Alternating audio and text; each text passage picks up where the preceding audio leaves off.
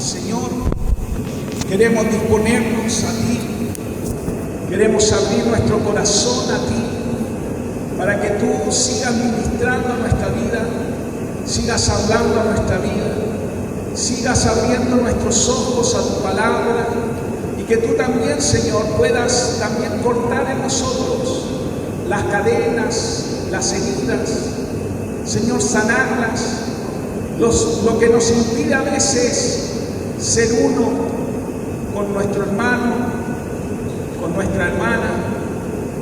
Tú quieres una iglesia unida, Señor. Gracias te damos y pedimos esto, que tu gracia y tu mano también en esta mañana nos salve. En el nombre de Jesús. Amén y amén. Creo y vuelvo a insistir, la palabra de Dios dice que nosotros debemos poner la visión, escribirla para que todos la lean y para que nadie la olvide. Jesucristo enseñaba y él hacía catequesis. La catequesis o el catecismo, los que venimos del mundo católico, significa reiterar verdades. Y el método de enseñanza que Jesús tenía era reiterar las verdades, porque es la única forma que esas verdades no solo queden de una manera intelectual, sino que se vayan revelando en nuestra vida. Y nosotros debemos comprender, y por eso tanta reiteración, de que Dios quiere una iglesia unida, porque la iglesia unida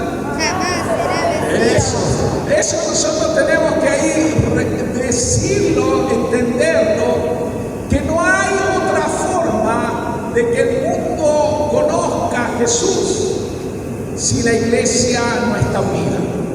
Si nosotros no amamos la iglesia, por el contrario, si somos mutiladores de la iglesia, si hablamos, si criticamos, si solo en nosotros hay juicio, es muy difícil que la iglesia prospere. Y digo esto no haciendo vista gorda de los defectos y dificultades que todavía tenemos, porque obviamente estamos en un proceso de llegar a ser esa iglesia gloriosa que Cristo quiere. Pero yo le quiero decir algo.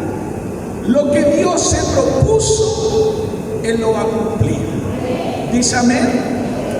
Dios se ha propuesto separar para Él o apartar para Él una iglesia gloriosa, una iglesia sin mancha, una iglesia virtuosa.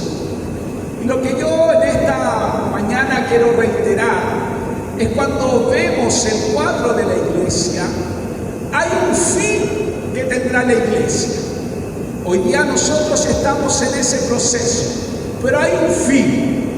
Y ese fin de la iglesia no es un fin derrotista, no es un fin de que la iglesia va a quedar demacrada, ¿cierto? Sino que es una iglesia victoriosa.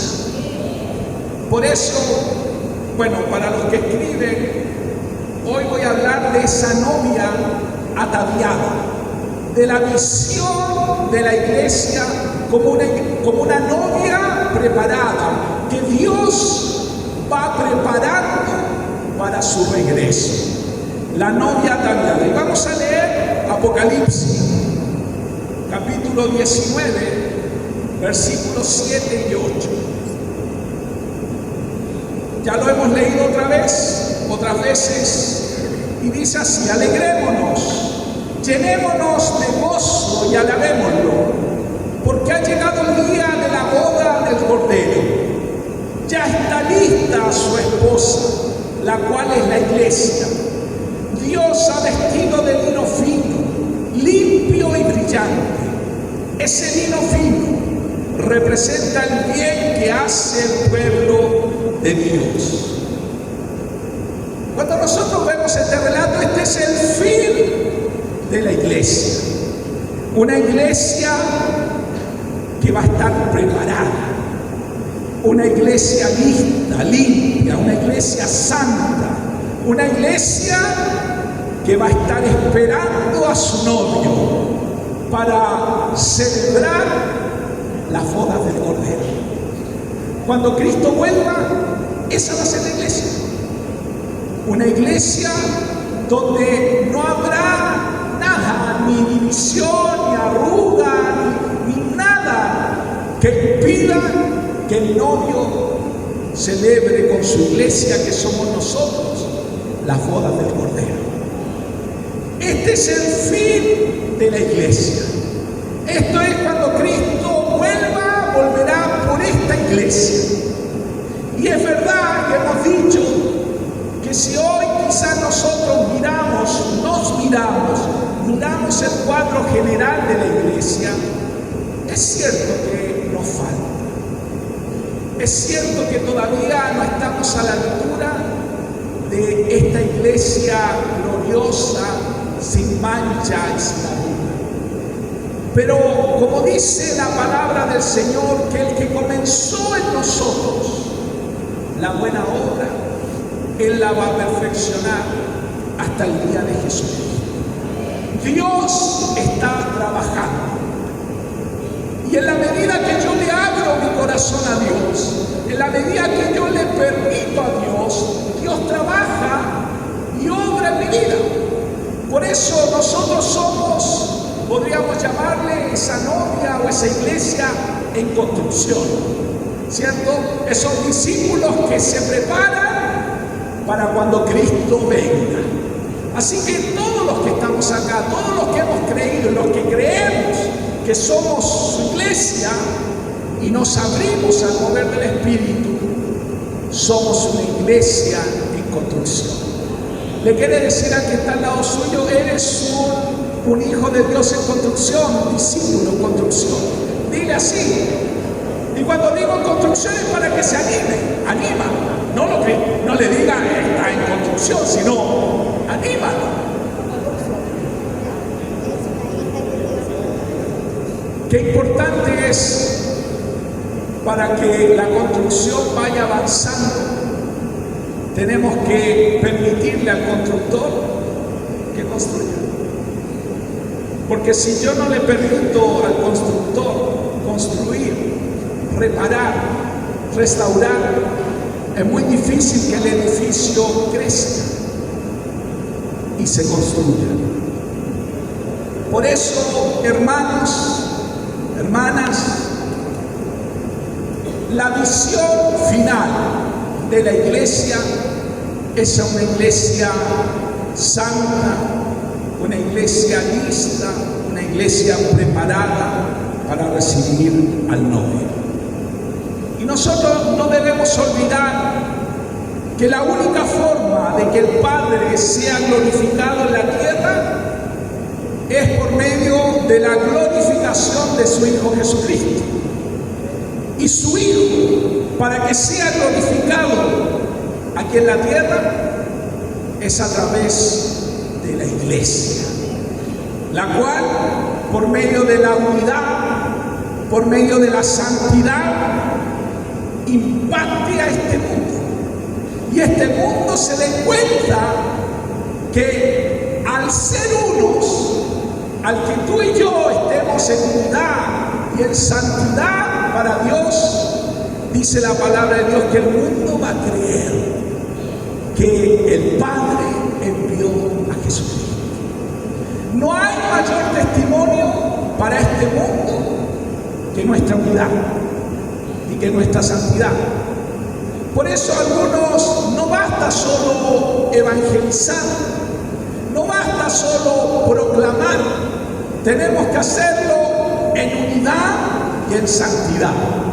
Por eso decimos y hemos dicho que la unidad, ¿cierto?, provoca santidad y la santidad también provoca cantidad. Y todo esto nosotros debemos dar los aportes para que la iglesia y nosotros seamos uno. No hay otra forma, hermanos. Por eso reitero tanto esto. nosotros no podemos hacer un trabajo solos. Usted no puede caminar solo, usted no puede andar solo. Necesitamos estar unidos, juntos. Si la iglesia nace y crece, y si la iglesia es una y es santa, el mundo va a creer. Por eso este es nuestro mayor desafío que tenemos, para que el mundo crea en la unidad.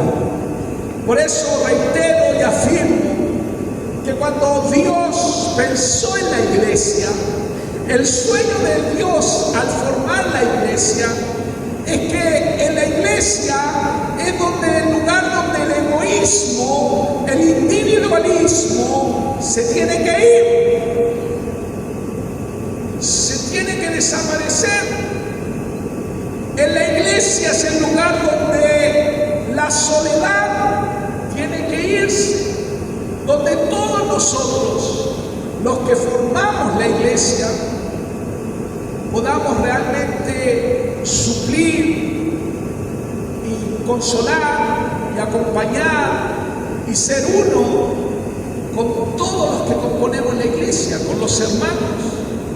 Por eso cuando Dios pensó, y el sueño de Dios al pensar en la iglesia, Él pensó en ese lugar donde se acabaría el pecado original, que fue el egoísmo, que llevó a Adán y a Eva a rebelarse contra Dios. Cuando Satanás mismo le dijo que serían como Dios, que ya no necesitarían más de Dios, que ellos serían su propio Dios, que ya no necesitarían tener armonía entre esposo y esposa. El primer divisor, o el primer,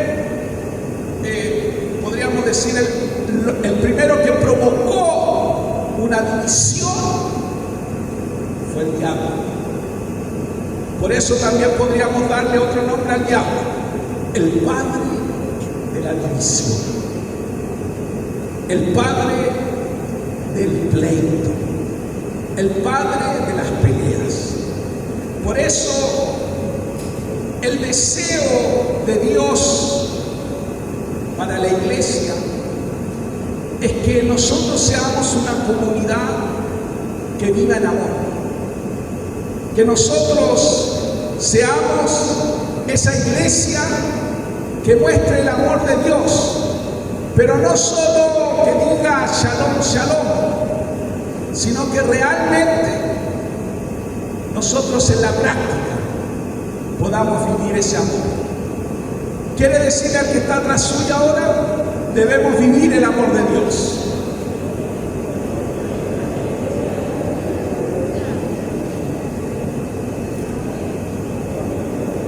Nosotros vivimos en un pueblo bastante chico, que es Graneros, ¿cierto? No es un pueblo tan grande. Y quiero desde ya decirles, si en algún momento le dicen a usted que el pastor estuvo en la misa predicando con el curita, es verdad. Ya, es verdad. El domingo pasado, no, el lunes pasado, estuve en la misa, me puse sotana. No me puse sotana, eso no. Pero sí estuve en la misa y hace años que no entraba a una misa. Y hay un momento en la reunión de la misa donde se dice: démonos la paz, ¿cierto? Y la paz, y toda la gente se empieza a dar la paz, no se me haya olvidado eso. Pero en realidad la verdadera paz y el verdadero amor no es solo de un rato, no es solo de un saludo, de un momento. La verdadera paz y el verdadero amor no solo se refleja con una palabra o con un apretón de manos, o con decir, como digo yo, shalom, shalom, sino en la práctica. Y sé que cuando hablo de esto, usted quizás piensa en la mente: claro, el pastor lo dice, pero no lo somos. Sí, quizás nos falta. Y es ahí donde el Señor quiere ir construyendo en ti y en mí este avance, de que lleguemos a ser esta iglesia. Por eso, hermanos, el deseo y anhelo, y no solo deseo y anhelo, sino que la oración de Jesús fue por la unidad de la iglesia. Él oró, Él fue su deseo. Y por eso vemos en Apocalipsis que su deseo se cumplió y se cumplirá, porque ese es el fin de la iglesia. Pero Él también quiere que hoy la unidad se viva de una u otra forma, demos los pasos, nos abramos para que el Espíritu Santo nos lleve a esa unidad. Y voy a leer la oración y el anhelo que Jesús tenía con esto. Dice Juan 17, versículos 11 del 21 al 23. Dice: ahora me voy del mundo. Ellos se quedan en este mundo, pero yo voy a ti.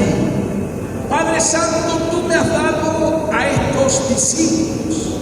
Ahora protégelos con el poder de tu nombre, para que estén unidos como lo estamos nosotros. Te pido que todos sean uno, así como tú y yo somos unos. Es decir, como tú estás en mí, Padre, y yo estoy en ti. Y que ellos estén en nosotros, para que el mundo crea que tú me enviaste. Les he dado la gloria que tú me diste, para que sean uno, como nosotros somos uno. Yo estoy en ellos y tú estás en mí. Que gocen de una unidad tan perfecta que el mundo sepa que tú me enviaste y que los amas tanto como me amas a mí. Esta fue la oración de Jesús. Y leo también Juan 17, versículos 15, 17 y 19. Dice: no ruego que los quites del mundo, sino que los guardes del maligno. Santifícalos en la verdad, tu palabra es verdad. Por ellos yo me santifico a mí mismo, para que ellos también sean santificados en la verdad. Usted después quizás puede leer todo Juan capítulo 17, pero este es el anhelo, este es el deseo que Dios tiene, que Dios desea, que estaba en la petición del Señor. Y la palabra del Señor dice que aquí en los versículos, ¡wow! ¡Qué silencio! Hoy en realidad estaba mucho barullo, ¿cierto? Sí.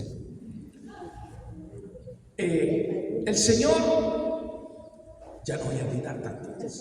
Ahora entiendo por qué estaba forzando. Tome agüita, tío. El Señor pide en los versículos 11, 21, 22 y 23, Él pide por la unidad y por la santidad de la iglesia. Él dice que sean uno. Este es el deseo de Dios. Este es el anhelo de Dios. No hay otro lugar, en la Escritura uno no ve algo tan específico que Jesús haya orado. Y también en los últimos versículos, en el 15, en el 17 y en el 19, Jesús dice que sean guardados del maligno, que sean guardados del mal y que sean santificados. Él ora para que nosotros seamos guardados del mal, pero también seamos santificados.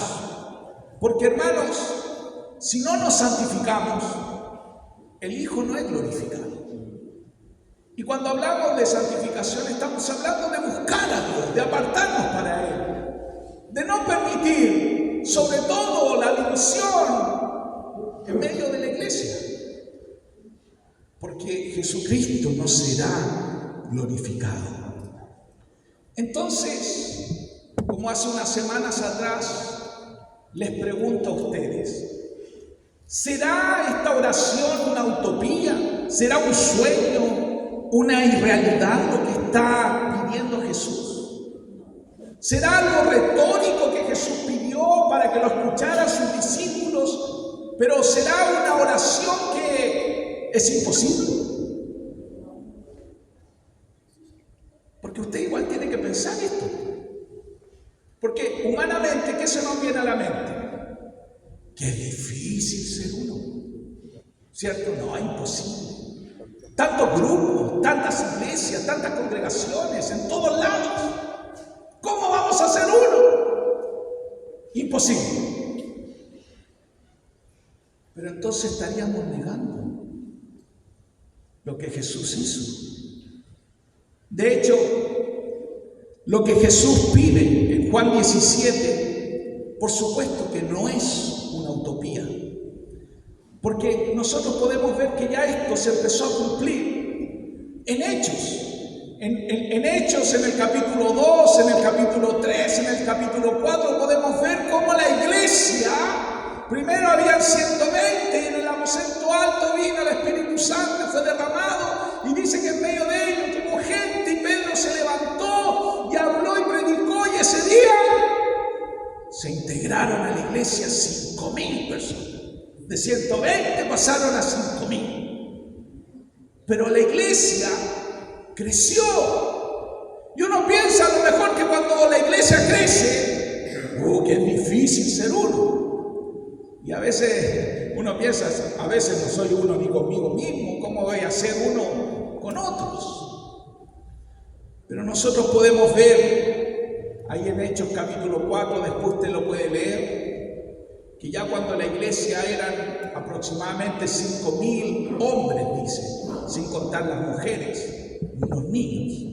O sea, podríamos hablar suave ya una iglesia de más de 10.000 personas.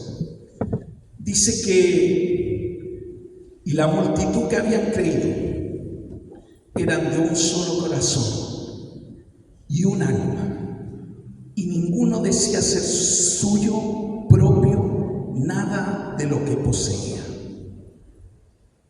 Nosotros podemos afirmar que la unidad es posible. Ya lo podemos ver en la primera iglesia. Y si la primera iglesia, los apóstoles fueron fieles a lo que oyeron y Dios mismo obró en medio de ellos, también puede obrar en medio de nosotros. Esa unidad que Dios desea. Mira al que está a tu lado, míralo así. Dios quiere la unidad con tu hermano. Y tengo una pregunta para ustedes. ¿Dónde comienza la unidad? ¿Dónde debe comenzar la unidad?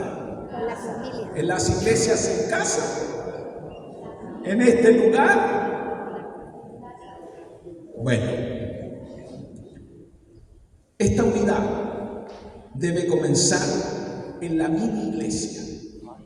¿Cuál es esa mini iglesia? La familia.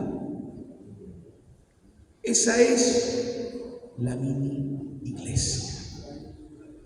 Cuando Jesús pide que sean uno, y Jesús dice que sean uno, Padre, como tú y yo somos uno. Cuando Jesús pide eso, Él está pidiendo que tú y tu esposa, tu esposo, sean uno, como el Padre y el Hijo lo son. Por eso no está pidiendo Jesús solamente una unidad de vínculo. Porque los que estamos casados en Cristo también sabemos que tenemos un vínculo, ¿cierto?, matrimonial. Que ese vínculo matrimonial es hasta que la muerte nos separe. Ese es un vínculo, ¿cierto? Tenemos un vínculo hasta que la muerte nos separe.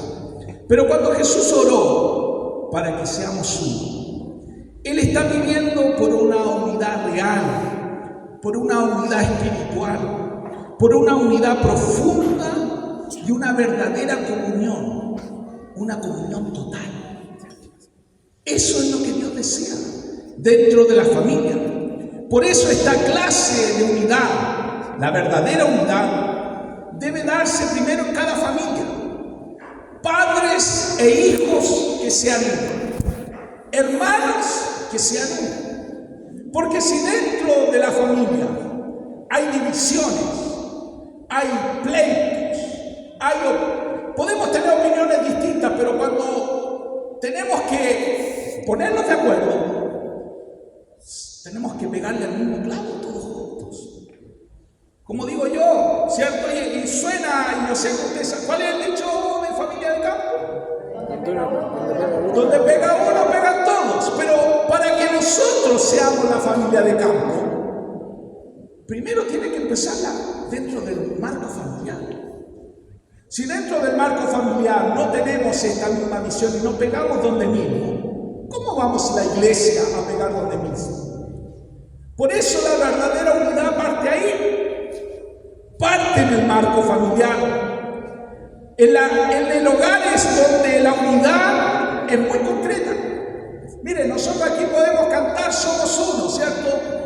¿Cuál es la canción que siempre cantamos de la unidad? Que se me ahora, somos cuerpo. Sí, somos cuerpo. La otra, la de Asaf Forma, ¿cómo es? No, ¿cómo es la del ejército? Se me olvidó ahora.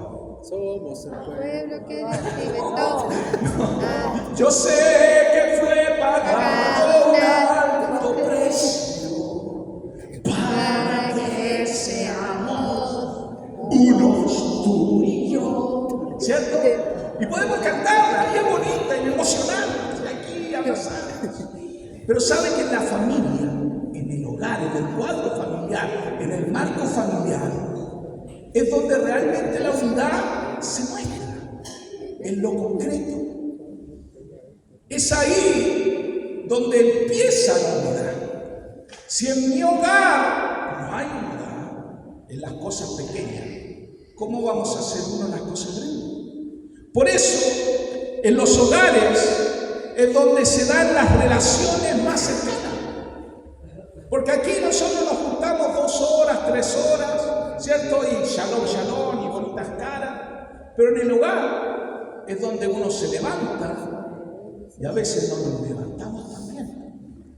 A veces el esposo se levanta con la pluma parada, ¿cierto? Y a veces la esposa con 2 plumas. Y a veces los hijos también. A veces los hijos son mañosos también. Se levantan con las mañas. Entonces cuando uno convive dentro de una familia, es ahí donde se da el marco concreto de la unidad.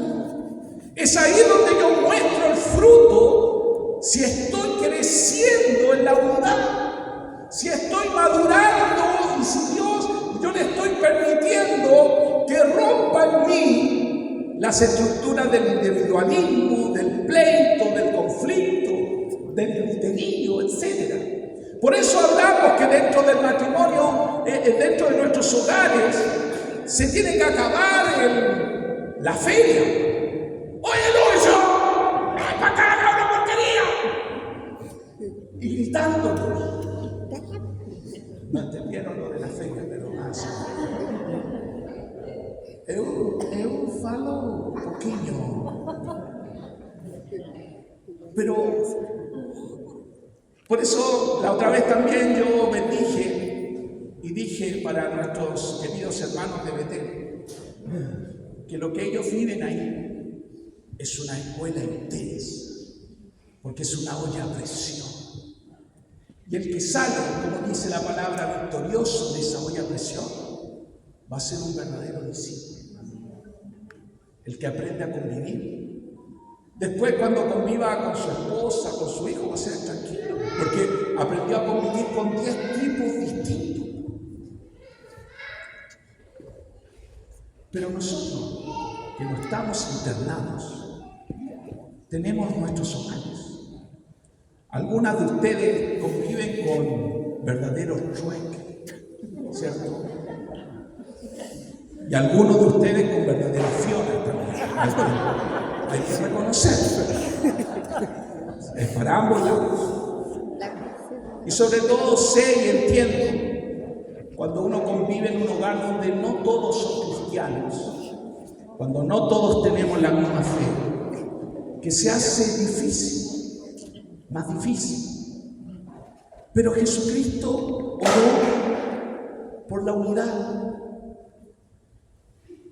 Y nosotros debemos tomar estas palabras y nuestras oraciones para que nuestro hogar también se viva la unidad.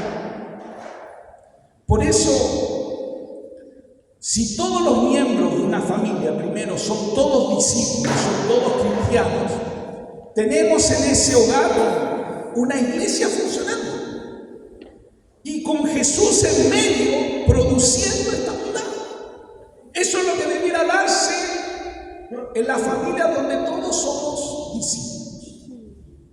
La unidad, porque Jesús obra. Y cuando en un hogar todos somos discípulos, todos somos creyentes, todos queremos que Jesús obre en nosotros, lo que va a producir va a ser unidad. Si alguno peca contra otro, ¿qué hace cuando hay unidad? Va y pide perdón. ¿Y el otro qué hace? Va y le perdona.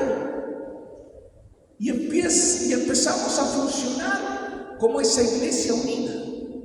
Porque la iglesia unida, eso es. Pero comenzamos con la unidad dentro de nuestros hogares. Por eso cuando en nuestros hogares hay unidad, esta unidad va a repercutir, se va a extender a todos los que nos rodean. Los incrédulos, los vecinos, verán esta armonía y se convertirán y creerán. ¿Entienden? Si a veces no necesitamos tanto hablarle a los hermanos o a los vecinos, vecinos, arrepiéntase.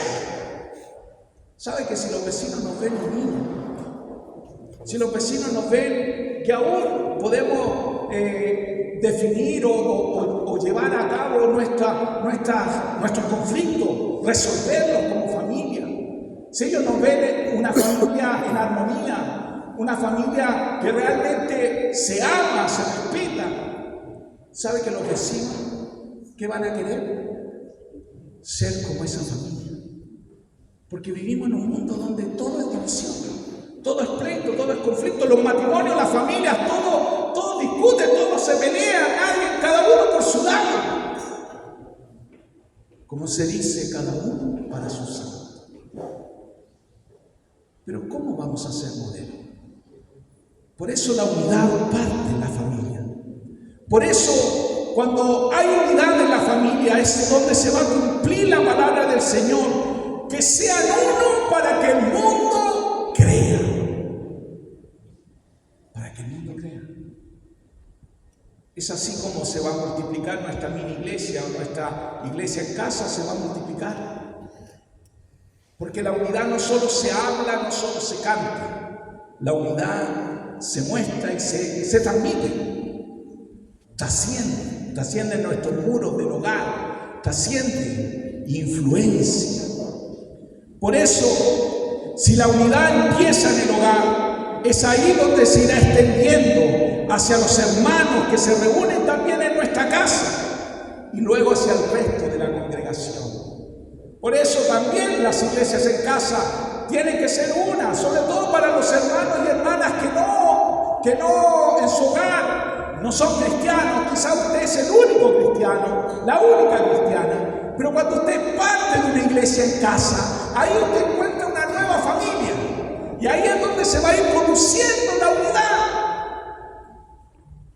Por eso debemos entender que esto es lo que Dios anhela, que esto es lo que Dios desea. Para alcanzar la unidad, hermanos, no solo tenemos que abrir, hay alto movimiento, hay alto secreto aquí.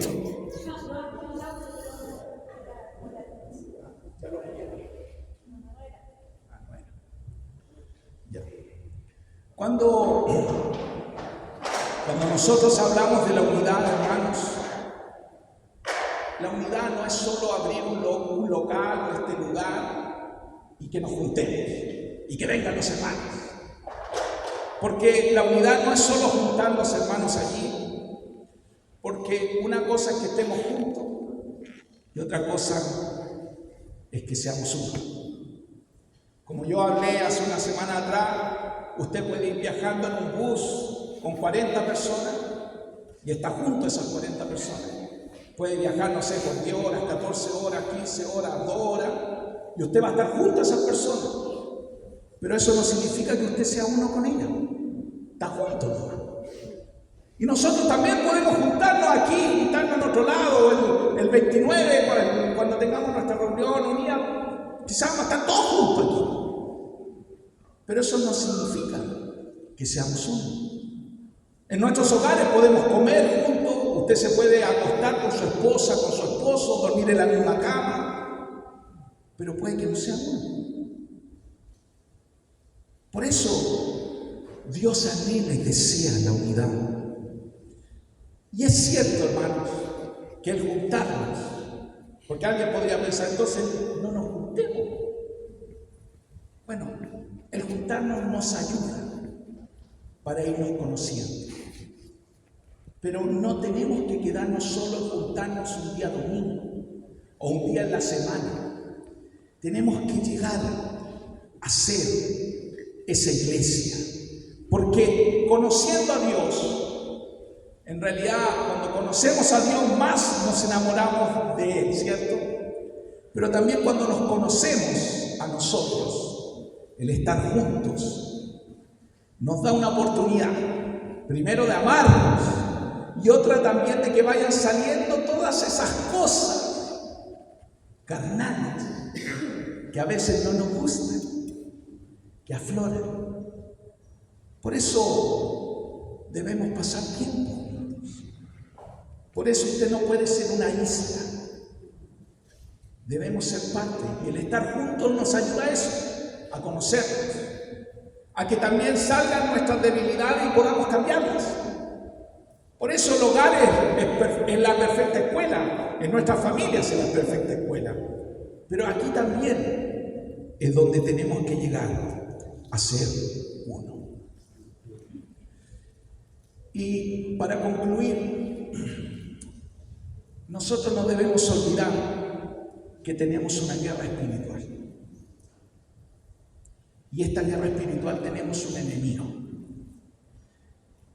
¿Qué dice Juan 10:10? Dice que el ladrón viene para matar, para robar y destruir. Yo sé que todos nosotros cuando escuchamos eso lo llevamos a una forma personal, porque eso es lo que quiere hacer el diablo: matarte, robar y destruir, ¿cierto? Quizás en nuestra vida anterior y antes de llegar a Cristo eso es lo que ocurrió con el diablo. Nos tenía muertos, nos tenía, ¿cierto? Nos había robado, nos había matado. Pero ahora en Cristo tenemos vida. Pero a veces pensamos, ahora estamos en Cristo, y nos olvidamos que el enemigo todavía quiere robar, matar y destruir. Y una de las cosas que más anhela el diablo es la división. Esta es su carta, su caballito de batalla. Es su as debajo de la manga, la división. Él fue el que puso en los romanos esta idea que tenían los generales: para vencer hay que dividir. Y el diablo sabía eso. Por eso el diablo lo primero que hizo en el huerto del Edén fue dividir al hombre con Dios, pero también al hombre con su esposa. La división. Cuando hay división, cuando hay estas brechas, el enemigo hace lo que quiere. Entonces, nosotros al estudiar la historia de la iglesia, nosotros podemos darnos cuenta que este es el enemigo mayor, que el enemigo obra. Y por eso hay mucha gente que va de congregación en congregación, que no le gusta el pastor, no le gustan los hermanos y se va a otro lado, y de ahí va y va a otro lado y va a otro lado, y no se da cuenta que la iglesia es una. Y que cuando nosotros vamos de lugar en lugar, En realidad estamos siendo de una u otra forma usados por el enemigo. Y el enemigo lo único que quiere es dividirnos. Pero yo le tengo una buena noticia. Es que la oración de Jesús será completamente contestada. Lo que Jesús pidió en Juan 17 va a ser contestado. Y esa es una buena noticia. Entonces la pregunta es, ¿usted cree esa buena noticia? ¿Usted cree que se puede vivir la unidad aquí en la tierra? Porque Cristo lo pidió al Padre y lo pidió de todo corazón. Dice que el Padre será glorificado por medio de su Hijo en la iglesia, mediante la unidad y la santidad de su pueblo aquí en la tierra. Es ahí donde el Padre será glorificado, en la iglesia. Pero en la iglesia, cuando seamos santos y seamos uno. Pero obviamente el enemigo pondrá obstáculos, pondrá incredulidad. ¿Sabe? Quizás tú mismo ahora estás escuchando esto, estás pensando, qué difícil, esto es imposible. ¿Cómo voy a ser uno con el que está a mi lado? ¿Cómo voy a ser uno con el que está tras mío? Entonces, lo primero que hace el enemigo es poner incredulidad. También el enemigo pondrá obstáculos para que seas uno. Para que seas uno en tu hogar, con tu esposa, con tus padres, con tu esposo, con tus hijos. Porque Él no quiere que haya unidad. Él pondrá en nuestras mentes justificaciones para no ser uno. Y muchos de nosotros tenemos muchas justificaciones. No, yo no soy uno con este, o con este pastor, o con este hermano, con este, porque no, porque la otra vez me falló, porque me hizo esto. Justificaciones. Yo no soy uno con mi esposa, con mi esposo, porque él no me trata bien, porque ella no me trata bien, porque discutimos, porque sube el tono de voz. No somos uno. Y nos justificamos. ¿Pero quién pone esa justificación ahí? ¿Quién es el que pone las explicaciones? Y a veces explicamos por qué estamos tan divididos. Y por supuesto a veces ponemos excusas. Excusas para no ser uno. Pero la verdad es que la fe tiene que entrar en acción. La palabra de Dios dice que la fe sin obra está muerta. Y obviamente nosotros, Santiago, cuando habla de las obras, está hablando en lo práctico de la misericordia. Pero también la fe se pone en obra cuando yo pongo elementos para ser uno. Yo puedo creerme muy espiritual. Puedo creerme que conozco mucho la Biblia. Soy un teólogo, soy un ser. Puedo creerme que soy un pastor. Pero si no pongo en práctica la unidad por medio de la fe, ¿de qué sirve? ¿De qué sirve que sea un pastor y hable y predique si no pongo elementos primero en mi hogar para ser uno, para la unidad? Si no doy los pasos, ¿qué sacas? ¿Qué sacas con tener revelaciones? ¿Qué sacas con decir Dios me habló? Si en la práctica no eres uno. Si en la práctica tienes excusas, te justificas para estar enojado o enojada, para estar dividido, para no perdonar, para juzgar y criticar. Porque no tenemos que olvidar, y que ya lo vimos hace unas semanas atrás, que hay básicamente dos enemigos de la unidad, que son el juzgar y criticar y la amargura y el rencor. Y cuando uno justifica, ¿por qué criticamos? ¿Por qué hablamos? ¿Por qué juzgamos?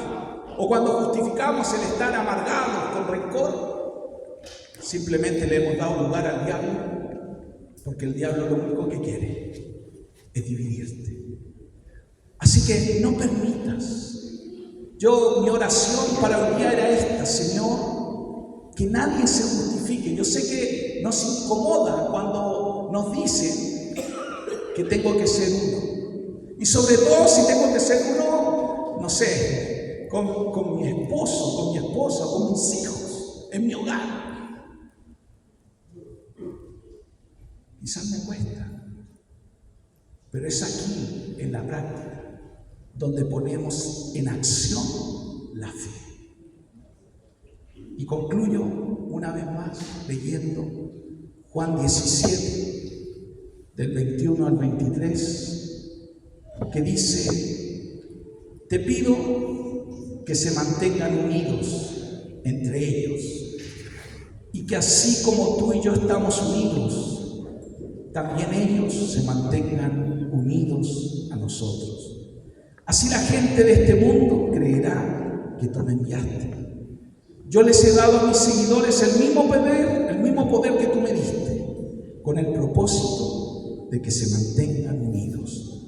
Para eso deberán permanecer unidos a mí, como yo estoy unido a ti. Así la unidad entre ellos será perfecta.